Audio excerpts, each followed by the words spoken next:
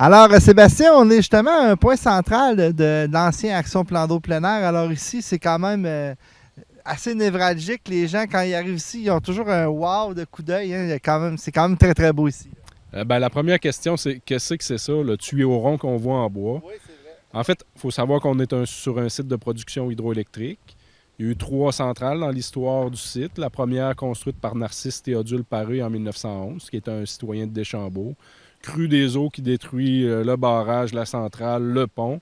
Et puis en 1925, c'est la Shawinigan Water and Power qui rachète l'ancien barrage, les droits de production, puis qui construit cette fois-là la centrale numéro 2 qui est en aval du barrage. Donc une conduite forcée de 680 mètres qui amenait l'eau du barrage jusqu'à la centrale hydroélectrique. Derrière nous, c'est la cheminée d'équilibre, réservoir imposant qui régularisait le débit dans la conduite forcée pour ne pas qu'elle explose ou qu'elle implose. Donc, c'est une richesse culturelle qu'on a dans Port-Neuf. Cette conduite forcée-là qui est construite en bois, c'est peut-être la dernière qui existe. Donc, vraiment, c'est à préserver. Ça fait partie de nos préoccupations présentement. Il y va jusqu'au chemin aussi, hein? Oui, c'est ça. En fait, à l'origine, partait du barrage jusqu'ici.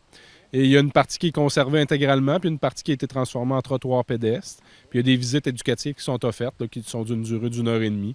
Donc le visiteur est accompagné par un guide pendant 1 heure et demie, découvre l'histoire du site. C'est souvent anecdotique, c'est drôle même comme visite.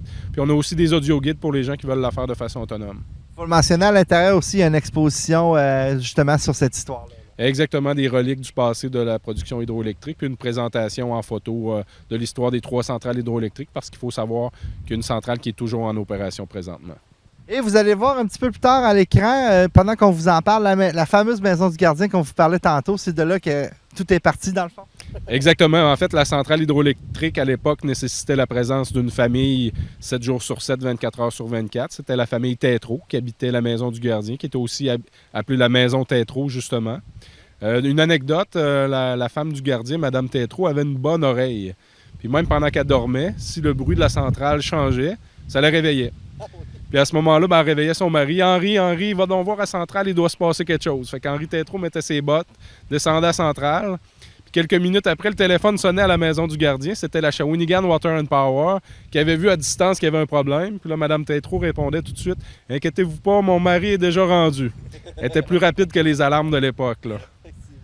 Alors, pour les gens aussi qui vont pouvoir, qui sont plus des adeptes de randonnée pédestre, vous pouvez descendre sur le bord. Vous avez un très, très beau belvédère qui est de toute beauté. Oui, ici, il y a des belles vues sur la rivière Sainte-Anne, qui est un canyon. On sait que c'est du calcaire dans le coin, donc ça crée soit des canyons, soit des grottes. On est choyé à Saint-Casimir avec le Trou du Diable, le canyon ici, les petites grottes Cascatelles, des petites grottes secondaires. Donc, le site du secteur des Gorges est vraiment séparé en 2 parties. Le barrage hydroélectrique qui crée le bassin navigable sur 14 km.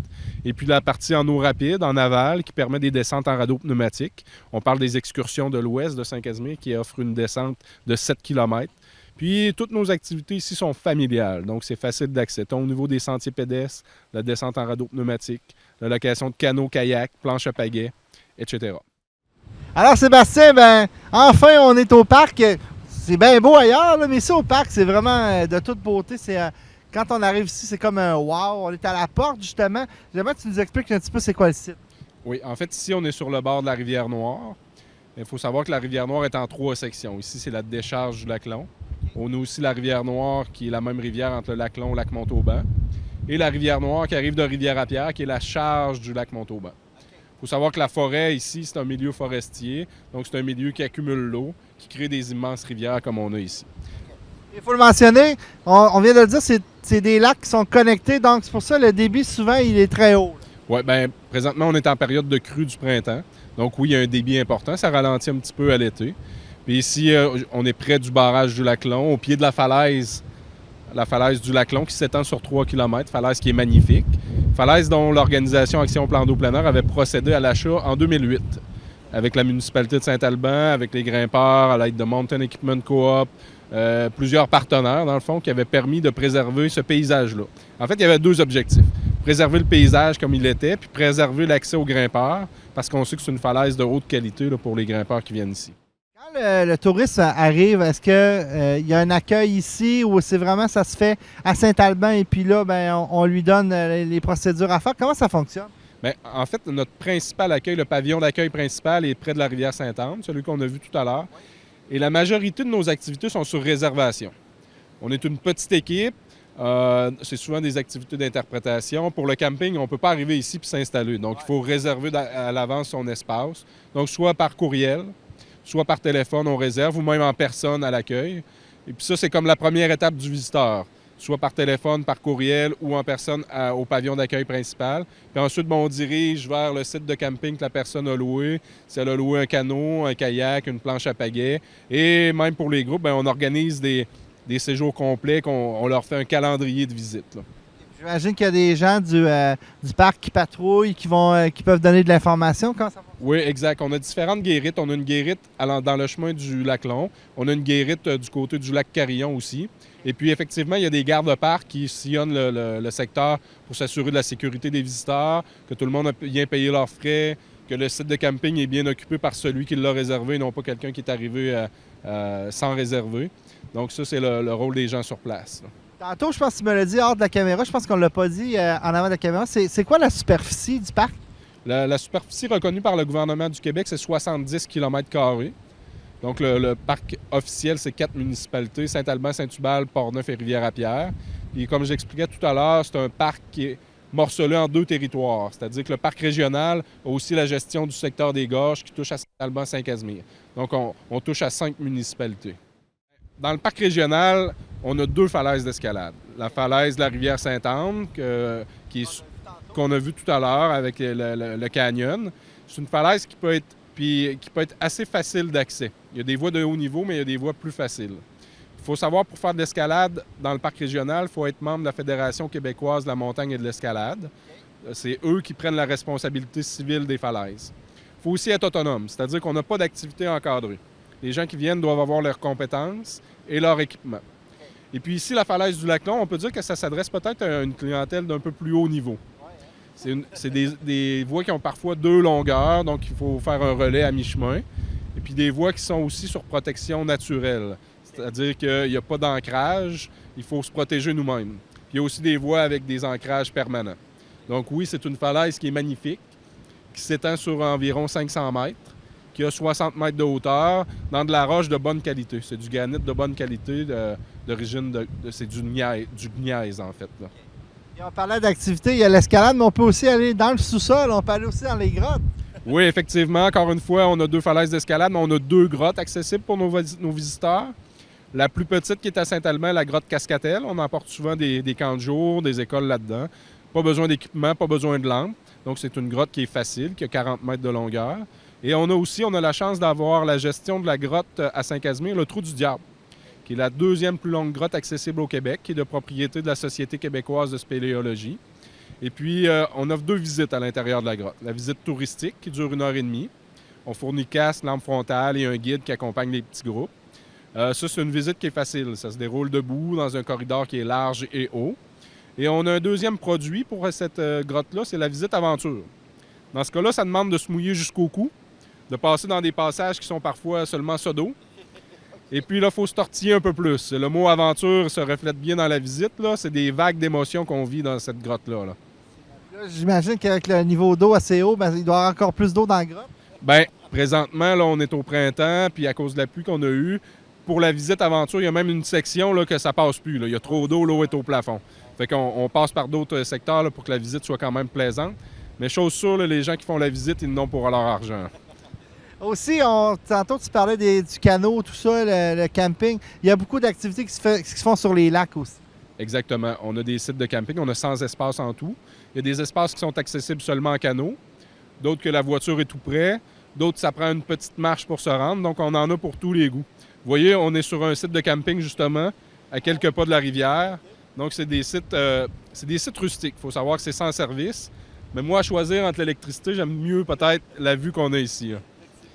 Et quand on veut louer canot, rabasca, des choses comme ça, c'est-tu possible? Comment ça fonctionne? Oui, c'est possible, encore une fois, sur réservation. On a des canots, des kayaks simples, des kayaks doubles, des rabascas, des planches à pagaie. Ça peut être sur la rivière Sainte-Anne, sur le lac Long, lac Montauban, lac Carillon, ou tout autre plan d'eau qui est sur le territoire. Donc, on peut déplacer les embarcations pour le client ou les attacher sur leur voiture pour les rendre à destination. Est-ce que j'ai oublié des activités, j'imagine? Bien, il y a la randonnée pédestre qui est une activité importante ici. C'est 70 km de sentiers. Les sentiers, il faut savoir que c'est relié à la Mauricie. Donc, on peut partir d'ici, se rendre jusqu'à la chute du Saint-Piastre à Notre-Dame-de-Montauban. Présentement, c'est facile. Les deux secteurs sont reliés présentement. Il y a des observatoires formidables. On parle du belvédère du lac Carillon à Saint-Tubal, la tour d'observation sur la montagne de la Tour ici, entre le lac Lompe et le lac Montauban. Il y a même un sentier qui passe dans l'ancien lit de la Rivière-Noire. Je vous amènerai voir tout à l'heure, c'est juste à côté. Donc, vraiment des sentiers qui peuvent être faciles d'accès, d'autres qui sont de plus longues randonnées avec des plus grandes montées. Et puis, au secteur des Gorges aussi, des sentiers très, très faciles d'accès avec un décor merveilleux. À Notre-Dame-de-Montauban, ça peut prendre combien de temps à pied?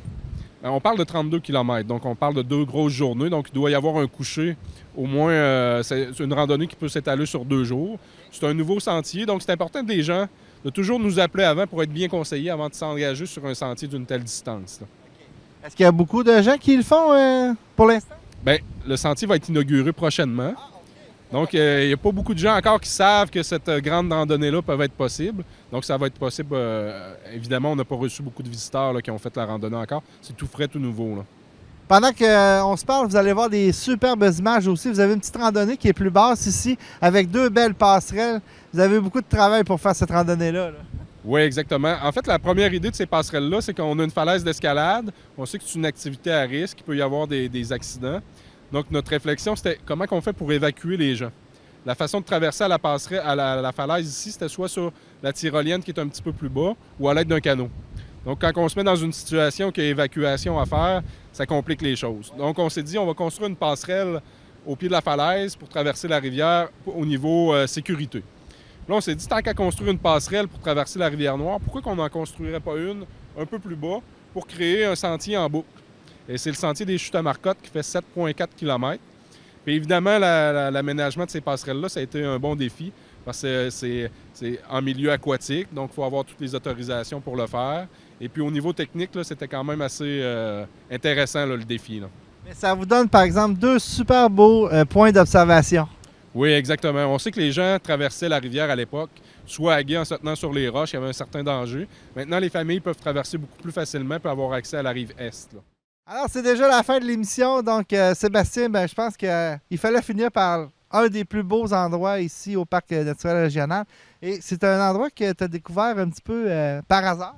En fait, on découvre tout le temps notre territoire de plus en plus. Puis c'est en faisant une visite avec Marcel Bouchard de TVA. On a exploré la Marmite, puis on est venu voir ici. Il dit, Sébastien, si un jour tu fais un sentier ici, là, ça va être magnifique. Il y avait quand même un défi pour avoir accès à ce secteur-là. On a trouvé un petit passage et un très bon employé qui manie la scie mécanique là, de façon hors pair. On est dans l'ancien lit de la Rivière-Noire. Avant qu'il y ait construction du barrage, la rivière passait de chaque côté. Donc, on voit que le roc a été usé par le temps ici. Vraiment un secteur magnifique. Un tout petit sentier qui a seulement 600 mètres, mais qui est incontournable. Quand nos visiteurs viennent nous voir, là, c'est la portion de sentier là, qui est la plus conseillée. Ouais, je ne sais pas si vous le voyez à l'écran, parce que c'est sûr que c'est dur des fois de montrer comment c'est beau en caméra, mais ça ressemble vraiment à des décors du Seigneur des Anneaux. Oui, tout à fait. Puis l'odeur, la sensation, la fraîcheur qu'on a ici, là, c'est vraiment remarquable. Un autre élément que j'ai oublié de vous parler tout à l'heure, c'est la glacière du lac Montauban. Oui, la fraîcheur me fait penser à ça. On a un secteur que la glace se conserve à cet endroit-là jusqu'au mois d'août. De par l'inclinaison, de par les vents. Ça s'appelle la glacière, c'est au lac Montauban. C'est accessible soit en canot ou en sentier pédestre. Donc, on a plusieurs attraits là, qui sont vraiment remarquables dans le parc naturel régional de Portneuf.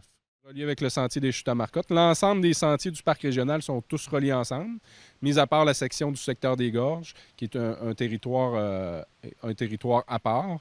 Mais oui, c'est des excellents sentiers, des très, très beaux sentiers. Je ne voulais pas l'oublier, je voulais le mentionner, ce petit bout-là.